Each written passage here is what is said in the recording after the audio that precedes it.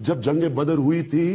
تو صرف 313 تھے لڑنے والے، باقی ڈرتے تھے لڑنے کے لیے، باقی ڈرتے تھے لڑنے کے لیے، باقی ڈرتے تھے لڑنے کے لیے۔ ان کے جب اب اللہ کے حبیب تھے، اللہ قرآن میں کہتا ہے میرے حبیب تھے، لیکن ان کو جب مشکل وقت 10 سال میں صرف 40 لوگ مسلمان ہوئے تھے، کیا کیا مشکلوں کا سامنا نہیں کرنا پڑا، لوگوں نے مذاق اڑایا، ذلیل کیا، آسٹرسائز کیا، ذلیل کیا، آسٹرسائز کیا۔ پیغمبر اللہ کے آئے لیکن وہ ہیومن ہسٹری میں ان کا ذکر ہی نہیں ہے، بڑا کم ذکر ہے۔ حضرت موسیٰ کا ہے لیکن حضرت عیسیٰ کا تو ہسٹری میں ذکر نہیں ہے۔ تو میں سمجھتا تھا کہ اللہ مجھے بھی مشکل وقت سے گزار رہا ہے،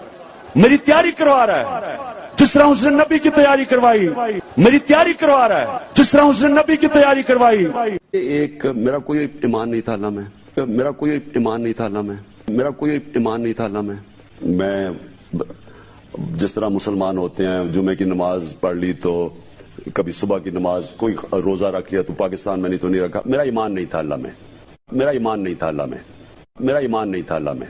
جو میاں والی کی گرمی ہے، میں آپ کو یقین دلاتا ہوں کہ خدا نہ خواستہ اگر اللہ نے مجھے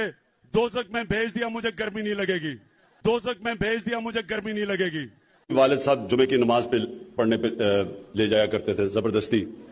ان کی عزت کرتا تھا اس لیے میں چلا جاتا تھا، اور پھر عید کی نماز، لیکن اس کے علاوہ میرا کوئی